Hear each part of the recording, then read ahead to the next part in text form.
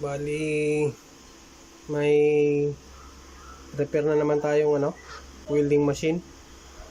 Bali, brand Lotus model yan, LTW 200D. So ang complaint ni customer dito, may power pero ayaw mag welding ng welding machine. Bali ngayon testing natin yung PWM board ni Lotus. Nung una, walang signal to na ilalabas. So ginawa natin ng paraan para lumabas yung signal. Nagka-signal na. Kaya ko lang naman binidyo to para may share sa inyo pagka ganitong klase na signal, dapat ayusin nyo muna bago kayo magkabit ng mga IGBT.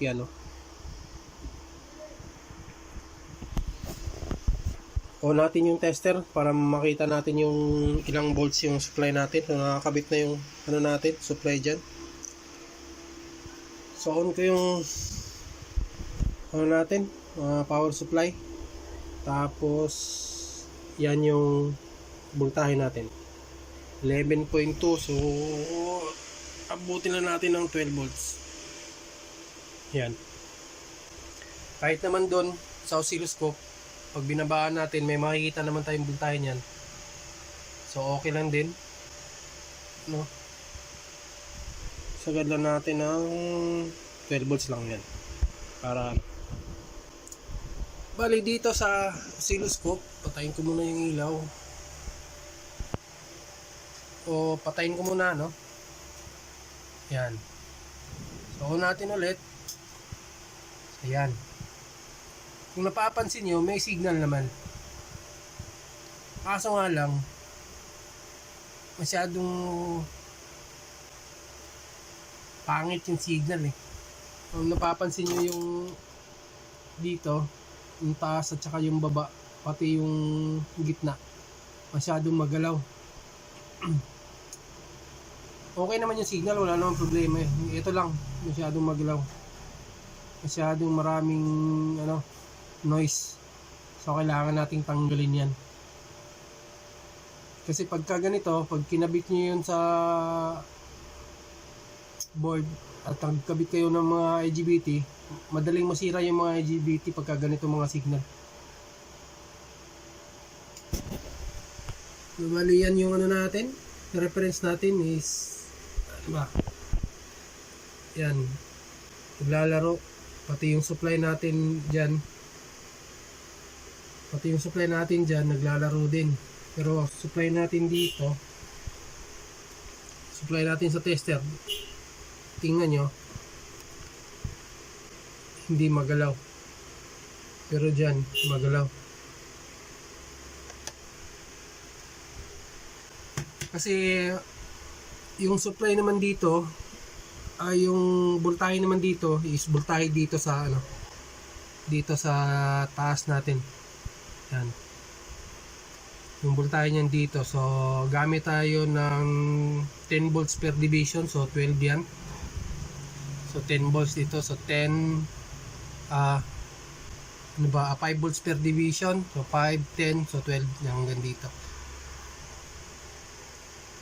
So yan yung susukat yan dun sa voltahe. Pero yung tester natin, yung supply niya, stable naman. Yan lang, medyo magalaw. So kailangan nating ayusin yan bago natin ikabit to sa board niya.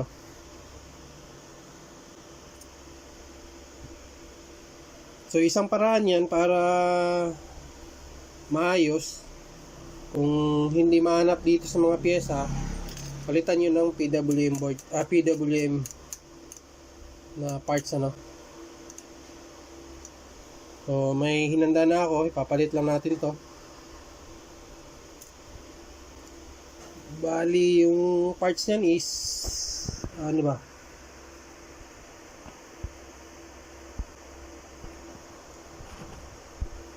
KA 3525.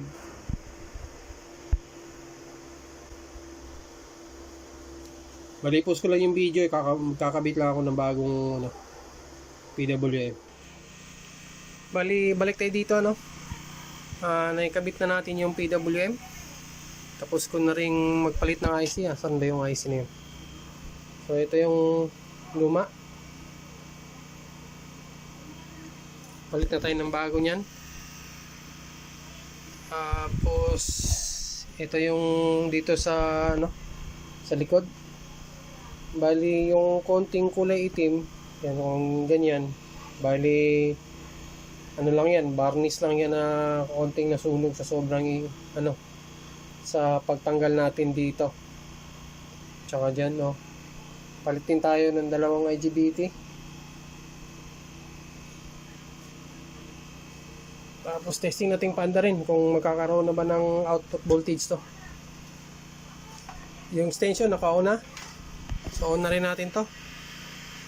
Hopefully hindi masisira yung IGBT. So ito na, on na natin. So ayan, 14. So tingnan natin dito sa ano, digital multimeter natin kung may out. Meron 56. So wag niyo malalaanin yung masyadong ano, yung output natin, kasi kung mataas yung input voltage nyo, yung supply ng kuryente nyo, tataasin yan. So bali umandar na. Kulang na lang natin dito is testing na lang natin i-welding to sa labas kung wala na ba naging problema, ano, para matingnan din natin kung makokontrol ba natin yung ampere o hindi. Pag hindi, di mabaklas ulit tayo dito. So yun na lang. Doon na tayo sa labas. Bali andito na tayo sa labas, ano, magte-testing na tayo. So on natin yung welding. So ayan,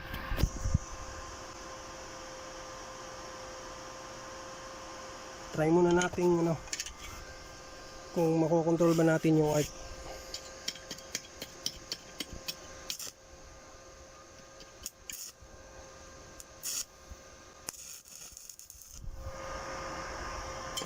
So sagad natin 201.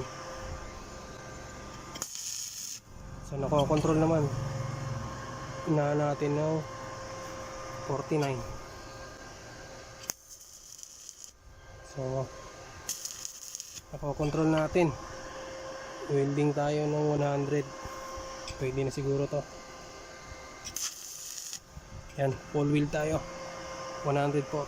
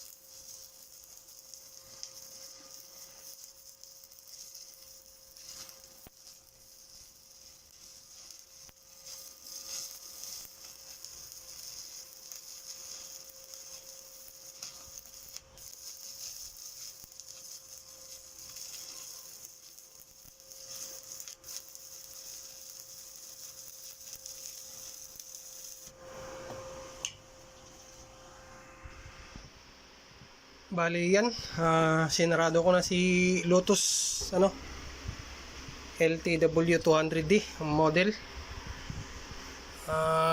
Wala naman naging problema, nakokontrol naman natin yung current. Yun yung pinaka-importante pag nagre-repair ng welding, kailangan makokontrol yung ampere.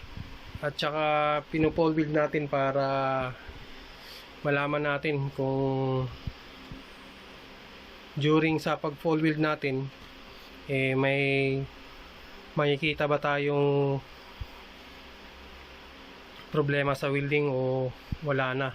So sa case na to, wala na tayong naging problema. Bali okay na. So hindi ko na patatagalin yung video. Kita-kita na lang ulit tayo sa susunod na video, ano.